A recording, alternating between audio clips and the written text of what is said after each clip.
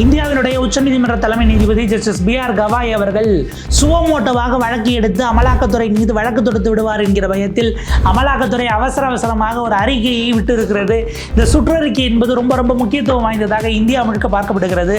தயவு பண்ணி இனிமே யாரும் அவசரப்பட்டு வக்கீல்களுக்கு சம்மன் கொடுத்துடாதீங்க.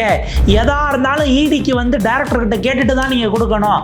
அதிகாரிகளுக்கு நாங்கள் உடனடியாக நம்முடைய சட்டப்பிரிவுகளை குறித்து விளக்குகிறோம் அப்படின்னு ஒரு அதிரடியான சுற்றறிக்கை, அதிரடிங்கிறத தாண்டி அந்தர்பல்டியான சுற்றறிக்கை அப்படிங்கிறத தான் பார்க்க வேண்டியிருக்கிறது. உச்சநீதிமன்ற தலைமை நீதிபதி ஏன் இதில் தலையிட்டு விடக்கூடாது என அமலாக்கத்துறை பதறியது. ரொம்ப குறிப்பாக நீதித்துறையை மிரட்டுவதற்கு எந்த எல்லைக்கும் போவோம் அப்படின்னு இதற்கு பின்பாக பிரதமர் மோடி, உள்துறை அமைச்சர் அமித்ஷா போன்றவர்கள் இருக்கிறார்களா, அல்லது அமலாக்கத்துறை அவர்களை சிக்கலில் மாட்டிவிட்டு விட்டதா? இது மற்றும் ஒரு பியூரோக்ரசி, அதை விட முக்கியமாக லெஜிஸ்லேச்சர் வெர்சஸ் ஜுடிஷியரி, நம்முடைய சட்டம் இயற்றக்கூடிய ஆளுங்கட்சி அரசாகவும் இந்த பக்கம் நீதித்துறையுமாக மாறி இருக்கிறதா என்கிற விஷயங்களை விரிவாக அலசுகிறது இந்த தமிழ் குரலின் வளவன எக்ஸ்க்ளூசிவ் செய்தி தொகுப்பு. லைவ்ல ரிப்போர்ட்டாக இருக்கக்கூடிய ஒரு செய்தியை பார்க்குறோம். No summons to lawyers without prior permission of director ED issues circular அப்படிங்கிற ஒரு செய்தியை பார்க்குறோம். இனிமேல் ரொம்ப முக்கியமானது, எந்த வழக்கறிஞருக்கும் யாரும் சம்மன் கொடுக்கக்கூடாது. அப்படி வேணும் அப்படின்னா எப்போ என்ன பண்ணணும், இடியினுடைய டைரக்டர், அமலாக்கத்துறை டைரக்டரில் யாரை போட்டிருப்பாங்க நமக்கு தெரியும். அஃப்கோர்ஸ் கடந்த காலத்தில் திரு S.K. மிஸ்ரா அவர்கள், குறிப்பாக பிரதமர் மோடி, உள்துறை அமைச்சர் அமித்ஷா அவர்களுக்கு ரொம்ப நெருக்கமானவராக இருந்தார். அதனால் அவர் ரிட்டையர் ஆன பிறகு அவருக்கு திரும்ப எக்ஸ்டென்ஷன் போட்டாங்க. இந்தியாவுடைய உச்சநீதிமன்றம் தலையிட்டு அவருக்கு பதவி நீட்டிப்பு கொடுத்தது சட்டவிரோதமாக ஸ்ட்ரைக் டவுன் பண்ண பிறகு தான் அவரை பதவியிலிருந்து எடுத்தார்கள். ஸோ தனக்கு விசுவாசமான ஆட்களை தான் இடி டைரக்டராக போடுவாங்கங்கிறது ஒரு வகை. இப்போ அரசியல் ரீதியாக பழி வாங்கணும்னு அரசு நினைக்கிறது அப்படின்னா அமலாக்கத்துறை கொடுக்கணும்னா கொடுத்துடலாம். அதில் எங்கே சிக்கல் ஆகுதுன்னா, நீதித்துறையை கை வைக்கிறது. நீங்கள் அரசியல்வாதிகளை கை வச்சுட்டு இருக்கும்போது வெவ்வேறு விதமாக போச்சு. வழக்கு ஒரு கருத்து வந்துகிட்டு இருந்துச்சு. நீதித்துறை எங்கே உஷாராகுதுன்னா, நேரடியாக வழக்கறிஞர்களுக்கு கை வைக்கும் போது தான் அடுத்தது இது நீதிபதிகளுக்கு அப்படிங்கிற ஒரு அலர்ட்னஸ்க்கு வராங்களோ அப்படிங்கிற ஒரு செய்தியை பார்க்க வேண்டியிருக்கு. இப்போ என்னென்னா, ரெண்டு விஷயம் நடந்தது. இந்த ரெண்டு விஷயம் தான் இப்போது இந்த கொந்தளிப்புக்கே காரணம். ரெண்டு விஷயம் என்னென்னா, உச்சநீதிமன்றத்தில் கடந்த வாரம் முழுக்க அதுதான் பேசுபொருள். அமலாக்கத்துறை சம்மன் கொடுக்கறது எதற்காக அப்படின்னா, இரண்டு பேருமே உச்சநீதிமன்றத்தோடு தொடர்புடையவர்கள். ஒருவர் அட்வொகேட் ஆன் ரெக்கார்டாக இருக்கக்கூடிய திரு அரவிந்த் தத்தார் அவர்கள், ரெண்டாவது மூத்த வழக்கறிஞர் பிரதாப் வேணுகோபால் அவர்கள். இவங்க ரெண்டு பேருக்கும் அவங்க கிளையண்ட்டுக்கிட்ட அவங்களுடைய அவங்க வழக்காடுறாங்கன்னா யாரை பிரதிநிதித்துவப்படுத்துகிறாங்க அவங்கக்கிட்ட இது பண்ணும்போது, மனுதாரர் அவங்களுடைய தரப்பினருக்காக அவங்க வாதாடும் பொழுது அவர் சில ஒப்பீனியனை கேட்டிருக்காங்க. அதுக்கு வழக்கறிஞர் சில சட்ட ஆலோசனைகள் சொல்லுவாங்கள்ல. இப்போ நீங்கள் எதாக இருந்தாலும் நம்ம கவர்னர் ரவி அடிக்கடி கேட்டால் சட்ட ஆலோசனைக்காக டெல்லி போயிருக்காருப்பாங்க. அவர் அதுக்கு பிறகு ஒன்றும் பண்ண மாட்டாருங்கிறது வேற. இல்லை திமுக அரசு பெருசாக அதாவது வெற்றின்னு சொல்லக்கூடிய அளவுக்கு எதுவும் குடைச்சல் கொடுக்கலங்கிறது வேற. அவராக திடீர்னு செந்தில் பாலாஜி அவர்கள் கடந்த காலத்தில் அமைச்சர்லேருந்து தூக்குனாரு. தூக்கிட்டு அப்புறம் அவரே அதை நிறுத்தி வைக்கிறார். கேட்டால் யாரோ சட்ட ஆலோசனை சொன்னாங்கலாம் அவருடைய ஆதரவாளர்கள் அந்த காலத்தில் பேசினாங்க. இப்போ அந்த மாதிரி ஒருத்தர்கிட்ட நீங்கள் ஒரு கருத்து கேட்கலாம். யார் வேணாலும் யார்கிட்ட வேணாலும் சட்ட ஆலோசனை கேட்கலாம். அப்போ ஒரு வழக்கில் சம்மந்தப்பட்டவர் கேட்கக்கூடிய சட்ட ஆலோசனைக்கு ஒரு வழக்கறிஞர் என்ன வேணாலும் சொல்லலாம். இந்த வழக்கறிஞரை நீங்கள் விசாரணை கூப்பிட்றீங்கன்னா என்ன அர்த்தம்? ஒன்று, இனிமேல் வழக்கறிஞர்கள் சட்ட ஆலோசனை சொல்லக்கூடாது, அல்லது இந்த வழக்கிலேயே நீங்கள் வரக்கூடாதுன்னு மிரட்டுறதுக்கானதாக இருக்கணும். இல்லைனா உங்ககிட்ட அவர் என்ன சொன்னார் அதை நீங்கள் சாட்சியாக மாறி அவருக்கு எதிராக ஆமாம் நான் பண்ணன அவர் ஒத்துக்கிட்டாருன்னு நீங்கள் விட்னஸாக மாறணும் அப்படின்னு கேட்கறதுக்கான வாய்ப்பு இருக்குது. இது ரெண்டுமே இந்திய அரசமைப்பு சட்டம் அனுமதிக்கவில்லை. முடிஞ்சு போச்சு. உங்களுக்கு அட்டார்னி கிளையண்ட் ப்ரிவிலேஜ் அப்படின்னு இதற்காகவே கடந்த காலத்தில் இருந்த இந்தியன் எவிடன்சஸ் ஆக்ட் 1872 கொண்டு வரப்பட்டது. அதிலிருந்தே இவங்களுக்கு அவங்கள தொட முடியாதுங்கிறது சட்டமாக இருக்கிறது. இப்போ இடியினுடைய இந்த சர்க்குலருக்குள்ளே போனோம்னா நமக்கு பல விஷயங்கள் தெளிவாக தெரிய வரும். நம்ம இந்த சர்க்குலரை பார்ப்போம். Directorate of enforcement, government of India, technical circular 3/2025, date 26/2025 அப்படிங்கிற தேதியில் வந்திருக்கு. லீகல் HO அப்படின்னுட்டு அவங்க ரிலீஸ் பண்ணியிருக்கிறாங்க. இப்போ இதன் அடிப்படையில் அவங்க என்ன சொல்கிறாங்கன்னா, எங்களுக்கு தொடர்ந்து பல விஷயங்கள் வரக்கூடிய சூழல் இருக்குது. அதாவது இது இந்தியா முழுக்க இருக்க எல்லா அமலாக்கத்துறை அதிகாரிகளுக்கும் ஒரு காமன் நோட்டீஸு நாங்கள் குறிப்பிடுறோம். எங்களுடைய கவனத்துக்கு என்ன வந்திருக்குன்னா, தொடர்ந்து லீகல் ப்ராக்டிஷனர்ஸ், சட்ட ரீதியிலாக ப்ராக்டிஸ் பண்ணக்கூடிய அட்வொகேட், லாயர்ஸ்க்கு மணி லாண்டரிங் இன்வெஸ்டிகேஷனில் கம்யூனிகேஷன் டாக்குமெண்ட் தொடர்பாக கிளையண்ட்டை சம்மந்தமாக நீங்கள் மனு கொடுக்குறீங்க. இதில் நம்ம ஒரு சட்டத்தை தெரிஞ்சிக்க வேண்டிய தேவை இருக்குது. என்னென்னா, பாரதிய சாட்சிய அதிநியம் 2023 நம்ம பேர் வச்சுருக்குறாங்க பாருங்க. பிஎஸ்சி அப்படின்னு அவங்க சொல்கிறாங்க. இது இந்திய சாட்சியல் சட்டம், இந்தியன் எவிடன்ஸ் ஆக்டாக தான் இருந்தது 1872.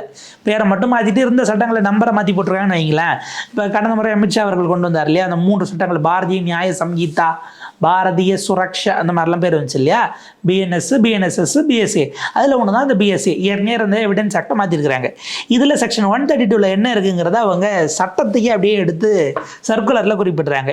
எந்த அட்வொகேட்டும், no advocate shall at any time be permitted unless with this clients express consent to disclose any communication made to him in the course and for the purpose of his service as an advocate by on or behalf of his client, or to state with the contents of the condition or any document with which he became acquainted in the course and for the purpose of his professional service. தன்னுடைய தொழிலுக்காக, அவருடைய வழக்கறிஞர் தொழிலுக்காக அவர் உள்ளே வந்துட்டு அந்த வழக்கு சம்பந்தமாக கிளையண்ட் அவரிடம் சொல்லக்கூடிய செய்திகளையோ தொடர்பான ஆவணங்களையோ மற்ற எதையுமே எந்த நேரத்திலும் வெளியில் சொல்லக்கூடாது அப்படிங்கிறது சட்டமே அவர்களுக்கான பாதுகாப்பை கொடுத்துருக்கிறது. இப்போ இதுக்கப்புறம் நான் ஒரு மோசமான செயல் செய்ய போகிறேன், உதாரணத்துக்கு ஒரு ஃபோர்ஜரி டாக்குமெண்ட்டை போட்டு ஒரு இடத்த ஆட்டையை போடலான் இருக்கேன், அதுக்கு நீங்கள் தான் ஐடியா கொடுக்கணும், இல்லை நீங்கள் தான் எனக்கு செஞ்சு தரணும்னு ஒருத்தர் கேட்குறாரு அப்படின்னா அது கிளையண்ட்டு வேற ஒரு கேஸ் கிளைண்ட் வந்துட்டு இதை கேட்டால் இதை சொல்லாமல் இருக்கணும் அப்படின்னு இந்த சட்டம் இது எக்ஸப்ஷன்ஸ்லாம் கொடுக்கல. அதாவது இவர் அந்த வழக்குக்கு வருவதற்கு முன்பாக செய்யப்பட்ட ஒரு சதி செயல் குறித்து தெரிய வந்தால் அவர் தெரியப்படுத்தலாம். அதே போல் இந்த வழக்கு சம்பந்தமில்லாத வேறொரு சதி செயல் அவர் குறித்ததாக வரும் பொழுதும் அதையும் வழக்கறிஞர் வெளிப்படுத்துவதாக இருந்தால் படுத்தலாம். ஆனால் வழக்கு தொடர்புடைய எதையும், அது ஆவணங்களாக இருக்கலாம், சாட்சியங்களாக இருக்கலாம், உண்மைகளாக இருக்கலாம், எதையும் நம்பி உங்கள் கிளைண்ட் சொல்கிறாங்கன்னா அதை நீங்கள் வெளிப்படுத்தக்கூடாதுங்கிறது சட்டம். வெளிப்படுத்தினா அவரின் மீதே அது இந்த சட்டத்தை மீறியதா, ப்ரீச் பண்ணதா, ப்ரீச் ஆஃப் ப்ரிவிலேஜ்குள்ளே அது போகும், ப்ரீச் ஆஃப் கிளைண்ட்ஸோட ரைட்டுங்கிற இடத்துக்குள்ளே போயிடும். அப்போ இப்படியான விஷயம் வரும் பொழுது அவங்க அந்த உதாரணத்தெல்லாம் போட்டு இந்த சட்டத்தை எழுதுகிறாங்க. போட்டுட்டு அமலாக்கத்துறை சார்பில் டெபுட்டி டைரக்டராக லீகல் சர்வீசஸ்க்கான டெபுட்டி டைரக்டர் சந்தோஷ்குமார் வர்மா எழுதுகிறாரு, மேலே இருக்கக்கூடிய சட்டத்தினுடைய ஷரத்துக்களை நாம் படித்து பார்க்கும்போது பிஎஸ்சிவினுடைய 132 ஒரே விஷயம் ரொம்ப தெளிவாக தெரியுது. என்னென்னா, நீங்கள் லாயர்ஸை கம்பல் பண்ணிலாம் நீங்கள் கூப்பிட்டு நீங்கள் சொல்லி தான் ஆகணும் அப்படின்னு கூப்பிட முடியாது. அவருடைய கிளையண்ட்டு சொன்னால் ஒழிய, ஒரு கிளையண்ட்டே எனக்கு பதிலாக என்னுடைய லாயர் இது எல்லாத்தையும் ஃபேஸ் பண்ணுவார், அவர் உங்களுடைய கேள்விகளுக்கு பதில் அளிப்பார், நான் எல்லாத்தையும் அவர்கிட்ட சொல்லிட்டேன்னு சொல்லி அனுப்பினால் ஒழிய கிளையண்ட்டே சொல்லாமல் லாயர் தானாக வரவும் கூடாது, சொல்லவும் கூடாது அப்படிங்கிறது தான் இருக்குது அப்படிங்கிறது. ஆனால் செக்ஷன் 132 பிஎஸ்சி 2023 சில எக்ஸப்ஷன்ஸ் கொடுத்துருந்தாலும் கூட அவங்கள வர வைக்கிறது அப்படிங்கிறது இங்கே சிக்கலுக்குரியதாக மாறுது. அதன் அடிப்படையில் இனிமேல் இந்தியா முழுக்க அப்படிங்கிறது தான் அதனுடைய அர்த்தம். யாரும் no summon shall be issued to any advocate.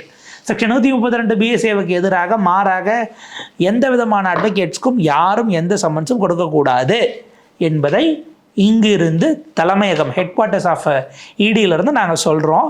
அதை தாண்டி உங்களுக்கு சம்மன் கொடுத்தே ஆகணும், அதில் எக்ஸப்ஷன்ஸ் இருக்குது பிஎஸ்சி 2023 செக்ஷன் 132 அப்படின்னா அதை நீங்கள் என்னென்ன காரணங்களுக்காக அந்த வழக்கறிஞர் வந்தே ஆகணும், அவர்கிட்ட இருந்து நீங்கள் என்ன மாதிரியான விஷயங்கள் எதிர்பார்க்குறீங்க, இந்த வழக்கை எப்படி முற்றிலும் வேறுபட்டது, இது எந்த வகையில் செக்ஷன் 132 அட்ராக்ட் பண்ணாதுங்கிறதெல்லாம் விரிவாக விளக்கி நீங்கள் என்ன பண்ணணும், உயர் அதிகாரியாகிய டைரக்டர், அமலாக்கத்துறையினுடைய டைரக்டருக்கு நீங்கள் அதை கடிதமாகவோ இல்லை மெயிலாகவோ எப்படியோ தெரியப்படுத்துனீங்கன்னா தெரியப்படுத்திட்டு வெயிட் பண்ணுங்கள். அதை எடுத்து பரிசீலித்து அதற்கு தகுந்தாற் போல் அதற்கு பிறகு ஒப்புதல் அளித்தால் நீங்கள் சம்மன்ஸை இஷ்யூ பண்ணலாம் என்பதோடு அந்த கடிதம் நிற்கிறது. சந்தோஷ்குமார் வர்மா அவர்களுடைய அந்த கடிதம் அதை இதை நாங்கள் முழுமையாக டைரக்டரேட் ஆஃப் என்ஃபோர்ஸ்மெண்ட் அவர்களுடைய அப்ரூவலோடு இந்த சுற்றறிக்கை டெக்னிக்கல் சர்க்குலர் வெளியிடப்படுகிறது என்று அமலாக்கத்துறை வெளியிட்டிருக்குது. யார் யாரெல்லாம் அமைச்சிருக்காங்கன்னா டைரக்டருக்கு ஒரு காப்பி, அதே போல் மாவட்ட வாரியாக இருக்கக்கூடியவர்கள், அதிகாரிகள், அசிஸ்டண்ட் டைரக்டர்ஸ் இருக்கக்கூடியவங்க, இப்படி முழுக்க எல்லாம் போட்டுட்டு காட் ஃபைலுக்குமாக ஒரு காப்பி அப்படின்றதாக இந்த சர்க்குலர் இப்போது சேர்ந்திருக்கிறது. இப்போ இதில் என்ன முக்கியமானதாக நம்ம பார்க்க வேண்டியிருக்குன்னா, ஒரே வாரத்தில் அமலாக்கத்துறைக்கு 2 அடுத்த மரண அடி அப்படிங்கிறத தாண்டி அவங்க அதிகாரமே இல்லாமல் தான் இவ்வளோ நாள் ஆடி இருக்கிறாங்கங்கிறது எக்ஸ்போஸ் ஆகக்கூடியதாக கடந்த ஒரு வாரம் இருந்திருக்கிறதுங்கிறது தான் இதில் சுப்ரீம் ஹைலைட்டான விஷயம். நீங்கள் முதல் பாயிண்ட், தமிழ்நாட்டில் தான் அந்த சம்பவம் நடந்துச்சு. டாஸ்மாக் வழக்கில் வரும்போது நீதிமன்றத்தில் அமலாக்கத்துறையினுடைய வழக்கறிஞராக ஆஜரான மோடி அரசின் வழக்கறிஞர் திரு SV ராஜு அவர்கள் சொல்கிறாங்க, அமலாக்கத்துறைக்கு அதிகாரம் கிடையாது மயிலாடு. என்ன சொல்கிறீங்க? ஆமாம், ஏற்கனவே எங்களுக்கு இருக்கக்கூடிய செக்ஷன்ஸ் படி, PMLA செக்ஷன் படி ஒரு வீட்டை பூட்டி எங்களால் சீல் வைக்கிறதுக்கு எங்களுக்கு அதிகாரம் கிடையாது அப்படின்னு சொல்லும்போது இந்தியாவே ஆச்சரியத்தோடும் அதிர்ச்சியோடும் பார்த்தது. ஏன்னா இவ்வளோ நாள் அமலாக்கத்துறைக்கு எக்கச்சக்க அதிகாரம் இருக்குது. அவங்க நினச்சா என்ன வேணாலும் பண்ணலாம். உள்ளே வந்துட்டாங்கன்னு வைங்களேன், உள்ள முடிச்சுது. அரசியல்வாதியாக இருந்தால் அவன் அரசியல் எதிர்காலமே போச்சு, இப்படியெல்லாம் பேசிக்கிட்டு இருந்தாங்க. ஆனால் அது எதுவும் இல்லை என்பது அந்த நேரத்தில் தெளிவாக தெரிய வந்தது. இது ஒன்றுனா, இப்போ அமலாக்கத்துறைக்கு வழக்கறிஞர்களை நினைத்த மாத்திரத்திலெல்லாம் சம்மன் அனுப்பி நீங்கள் வாங்க, நாங்கள் விசாரிக்கணும், உங்கள் மேலே சந்தேகம் இருக்குது, நீங்கள் அனுப்பும்போது நீங்கள் உங்களை நாங்கள் விட்னஸாக கூப்பிட்றோமா, அக்யூஸ்டாக கூப்பிட்றோமா, இதெல்லாம் சொல்லணும்னு அவசியம் இல்லை. நீங்கள் வழக்கறிஞர்களே இந்த பாடுபடுத்தினாங்க அப்படின்னா சாதாரண சாமானியர்களின் மீது அமலாக்கத்துறை செயல்படும் பொழுது எப்படியெல்லாம் ட்ரீட் பண்ணுவாங்கங்கிறது தான் ரொம்ப ரொம்ப முக்கியமானது. அப்போ விவரம் தெரியாத பாமரர்கள், அப்பாவி மக்கள் வராங்கன்னா அது எப்படி அதனுடைய டீட்டெயில்ஸ் போகுங்கிற கேள்வி இருக்கு இல்லையா?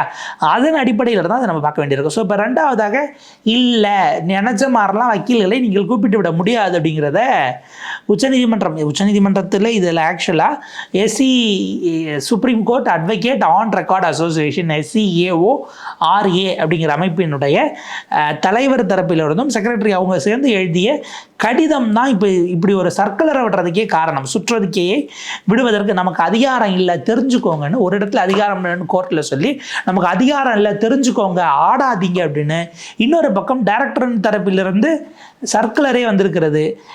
SCAORA இதில் அவங்க குறிப்பிடுறது, தொடர்ந்து இவர்கள் செய்வது என்பது வழக்கறிஞர்களின் மீது குறிவைத்து நிகழ்த்தப்படுகிற தாக்குதல், அவங்களுடைய தொழில் சார்ந்த ப்ரொஃபஷ்னலாக அவங்க இருக்கக்கூடியதுக்கு அதில் செய்யக்கூடிய ஒரு மிகப்பெரிய serious ramifications on independence of the legal profession அப்படின்னு அவங்க குறிப்பிடுறாங்க.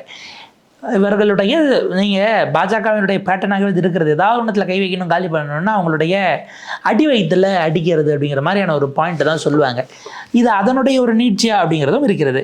ஆக்சுவலாக உச்சநீதிமன்றம் இப்போது விடுமுறை காலத்தில் இருக்கிறது. இப்போ எல்லோரும் எதிர்பார்ப்பது என்பது உடனடியாக சீஃப் ஜஸ்டிஸ் BR கவாய் அவர்கள் இதில் தலையிடணும். அவர் தனிநபர் என்பதை தாண்டி இந்தியாவுடைய உச்சநீதிமன்றத்துடைய வழக்கறிஞராக இதில் தலையிடணும்.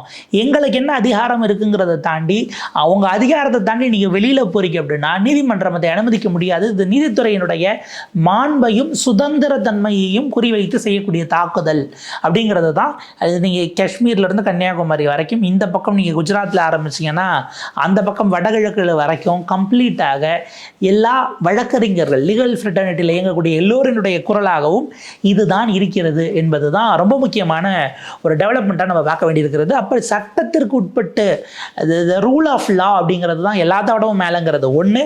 ரெண்டாவது, அமலாக்கத்துறை இதை தெரிஞ்சு செய்கிறாங்க தெரியாமல் செய்கிறாங்கிறத தாண்டி அவங்களுக்கு என்ன அதிகாரம் இருக்குன்னே தெரியாமல் தான் இவ்வளோ நாள் இப்போ செயல்பட்டு இருக்கிறாங்களாங்கிற கேள்வி வருது. இப்போ இங்கே சென்னையில் ஆகாஷ் பாஸ்கரன் கேஸ் வரலன்னா அமலாக்கத்துறை இதற்கு முன்பாக எத்தனை இடங்களில் இப்படி சீல் வைத்திருக்கிறது? அப்படி சீல் வைக்கப்பட்ட எல்லா இடங்களும் சட்டவிரோதமாக சீல் வைக்கப்பட்டதாக அறிவிக்கணும் அப்படிங்கிற ஒரு பாயிண்ட் வரும் இல்லையா? அப்போ அந்த இடம் அடுத்த கேள்விக்கு வருகிறது. அதனுடைய உப கேள்விகள் அப்படின்னு பல விஷயங்கள் வருகிறது. அப்போ அமலாக்கத்துறை இதுவரை எத்தனை சட்டவிரோதமான ஆக்டிவிட்டீஸை ரைட்ஸுங்கிற பேரில், இன்வெஸ்டிகேஷன்ஸுங்கிற பேரில், இன்ட்ராகேஷனுங்கிற பேரில் செய்திருக்கிறார்கள்? செய்திருந்தால் அவர்களுக்கு என்ன தண்டனை? இதற்கான ஒரு கிளியர் கைட்லைன்ஸை உச்சநீதிமன்றம் கொடுக்க வேண்டும் என்கிற எதிர்பார்ப்பு எழுந்திருக்கிறது. இது வெறுமனை இந்த நேரத்துக்கான பல்டின் மட்டும் பார்க்காம இதற்கான ஒரு முற்றுப்புள்ளி அப்படிங்கிறதாக அவர்களுடைய அதிகார வேட்கைங்கிறத தாண்டி இன்னும் மோசமான வார்த்தைகள் இருக்கிறது. அந்த வேகத்தில் அவங்க கண்ணுமண்ணு தெரியாமல் போவதை சட்டம் ஒருபோதும் அனுமதிக்கக்கூடாதுங்கிறது தான் எதிர்பார்ப்பாக இருக்கிறது. எப்படி போகுதுன்னு பார்ப்போம். அடுத்த அப்டேட்ஸோட சந்திப்போம். தொடர்ந்து இணைந்திருங்கள் தமிழ் குரலோடு. நன்றி, வணக்கம்.